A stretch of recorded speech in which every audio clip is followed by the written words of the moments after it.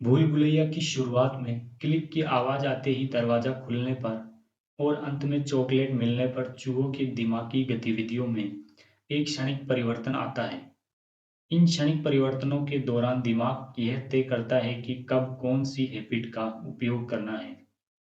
Example के लिए दरवाजे के पीछे खड़ा चूहा ये नहीं जानता कि दरवाजे के दूसरी तरफ एक जानी-पहचानी भूल भुलैया है या फिर कोई नई अलमारी है, जिसमें किसी बिल्ली के होने की आकांक्षा है।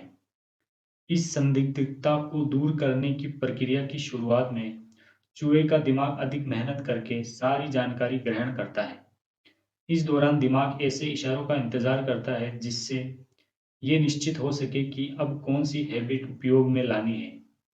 दरवाजे के पीछे खड़े चूहे को जैसे ही क्लिक की आवाज़ सुनाई देती है, उसका दिमाग फ़ौरन भूल-भुलैया की हैबिट को कार्यरत कर देता है। इस प्रक्रिया के अंत में इनाम मिलने पर दिमाग अपनी आराम की अवस्था से निकलकर एक बार फिर यह पक्का करता है कि सब कुछ उम्मीद के मुताबिक हुआ या नहीं। हमारे दिमाग के अंदर होने वाली इस प्रक्रिया के 3 चरण होते हैं। पहला चरण है इशारा।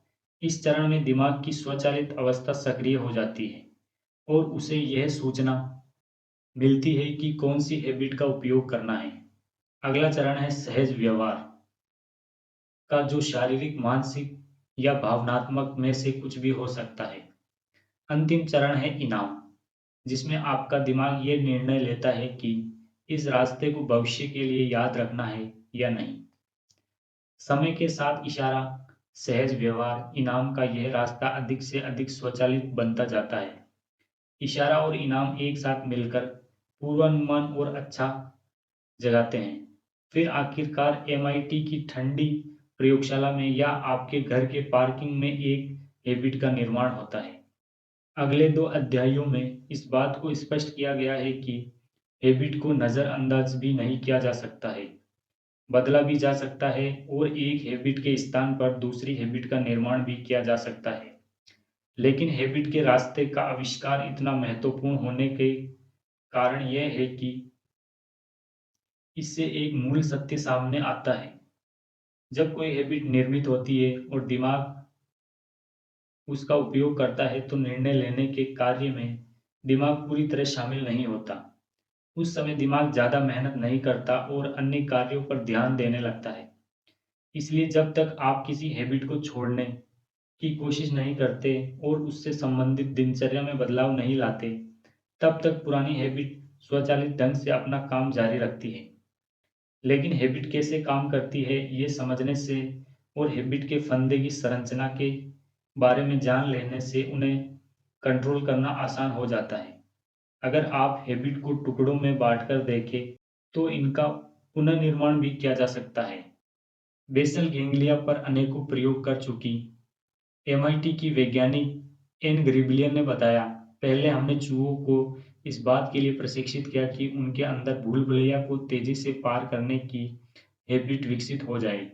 इसके बाद हमने चॉकलेट यानी उनके इनाम स्थान को बदलकर इस हैबिट को खत्म भी किया। फिर कुछ दिनों बाद चॉकलेट को दोबारा पुराने स्थान पर रखा गया, जिससे खत्म हो चुकी पुरानी हैबिट दोबारा उभर आई। दरअसल हैबिट कभी भी पूरी तरह नहीं मिटती। ये इच्छा ही है कि हैबिट हमारे दिमाग में गहराई तक बैठ जाती है। इसका हमें बहुत ज़्यादा फ़ायदा होता है, वरना सोचिए अगर हर बार छुट्टी से लौटकर आपको गाड़ी चलाना सीखना पड़ता तो क्या होता? बस हैबिट की एक ही समस्या है, आपका दिमाग अच्छी और बुरी हैबिटों में फ़र्क नहीं कर सकता। इसलिए आपकी बुरी हैबिट हमेशा आपके दिमाग के सही इशारे और इनाम के इंतज़ार में रहती है। इससे स्पष्ट होता है कि हम नियमित व्यायाम करने या खान-पान की पुरानी हैबिट को छोड़कर नई हैबिट अपने अंदर आसानी से विकसित क्यों नहीं कर पाते। जब हम मैदान में दौड़ने के बजाय घर पर आराम से बैठे रहते हैं अथवा मिठाई का डिब्बा नज़र आते ही उसमें से एक टुकड़ा उठाकर खा लेते हैं, तो हमारा दिमाग उस समय इन क्रियाओं का संग्रह कर रहा होता है। लेकिन इसी चीज़ का सही उपयोग करके हम अपनी हैबिट का नियंत्रण अपने हाथों में भी ले सकते हैं।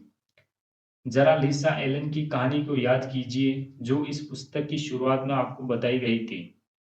कायरो की यात्रा के बाद लिसा एलन ने आदत के रास्ते को समझकर अपने जीवन का पुनर्निर्माण किया।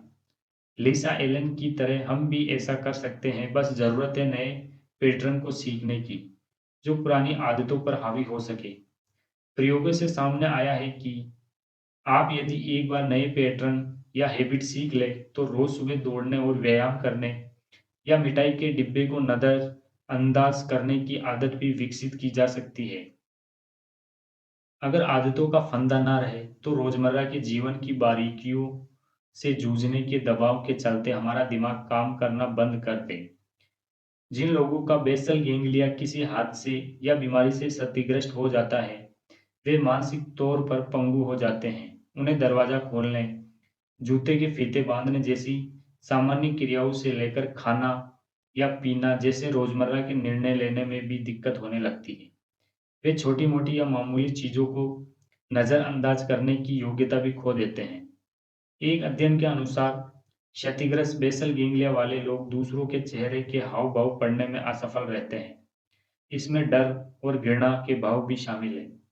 इसलिए ऐसा होता है क्योंकि वे ये निश्चित नहीं कर पाते कि उन्हें सामने वाले चेहरे के कौन से भाग पर अपना ध्यान केंद्रित करना चाहिए। बेसल गेंगलिया के बिना हम अपनी उन असंख्य आदतों को भूल जाएंगे जो हर रोज हमारे काम आती है। क्या आज सुबह जूते पहनते समय आपको इस बात पर विचार करना पड़ा था कि पहले दायां जूता पहनना है या बायां? क्या आपको इस बात का निर्णय लेने में दिक्कत महसूस हो रही थी कि आपको नहाने से पहले दांत साफ करना चाहिए या बाद में? बेशक आपका जवाब नहीं ही होगा, क्योंकि रोजमर्रा के ऐसे निर्णय लेना हमारा सहज स्वभाव है। जब तक आपका बेसिल गैंग्लिया स्वस्थ है और उसे मिलने वाले इशारों में निरंतरता है, तब तक तो ठीक है। जब तक आदतों पर निर्भर ये सारी चीजें ठीक से होती रहेगी। हालांकि जब आप कहीं छुट्टी मनाने जाते हैं, तो अनजाने में ही आपके नहाने, मुंह धोने और तैयार होने वगैरह में बदलाव आ सकता है। लेकिन आदतों पर दिमाग की ये निर्भरता घातक भी सिद्ध हो सकती है। आदतें हमारे लिए जितना बड़ा वरदान होती है, उतना ही बड़ा श्राप भी। उदाहरण के लिए यूजीन, जिसकी याददाश्त खोने के बाद भी आदतों के कारण उसका जीवन काफी हद तक सहज बना रहा, लेकिन फिर इन्हीं आदतों ने यूजीन से उसका सब कुछ भी छीन लिया। याददाश्त विशेषज्ञ लेरी स्क्वायर ने यूजीन के साथ जितना ज्यादा समय बिताया, उनका यह विश्वास उतना ही बढ़ गया कि उनका मरीज किसी न किसी तरह नई आदतें सीख रहा है। यूजीन के दिमाग का स्कैन करने पर पता चला कि उसका बेसल गैंग्लिया विषाणुओं के हमले के बावजूद सुरक्षित बच गया। वैज्ञानिक विचार करने लगे कि क्या यह संभव है कि क्षतिग्रस्त होने के बावजूद भी यूजीन का दिमाग इशारा क्रिया इनाम के रास्ते का ही उपयोग करे। क्या ये प्राचीन तंत्रिका प्रक्रिया स्पष्ट कर सकती है कि यूजीन बाजार में घूमकर सुरक्षित घर कैसे लौट आता है, या रसोईघर में रखा मूंगफली का डिब्बा बिना किसी मदद के कैसे खोज लाता है। यूजीन के दिमाग में नई आदतों का निर्माण हो रहा है या नहीं, ये जानने के लिए स्क्वायर ने एक प्रयोग किया। उन्होंने अलग-अलग आकार के प्लास्टिक के टुकड़ों और भड़कीले रंग के खिलौनों को एक आयताकार कार्डबोर्ड पर चिपका दिया। उन्होंने इन कार्डबोर्ड्स को ए और बी नामक 8 जोड़ियों में बांट दिया। हर जोड़ी में कार्डबोर्ड के किसी एक टुकड़े के नीचे एक स्टिकर लगा दिया, जिस पर सही लिखा हुआ था। यूजीन के सामने एक टेबल पर ये जोड़ियां रखी गई। उसे हर जोड़ी से एक का चुनाव करने के लिए कहा गया। साथ ही यह देखने के लिए भी कहा गया कि उसके द्वारा चुने हुए टुकड़े के नीचे सही लिखा हुआ स्टिकर लगा है या नहीं।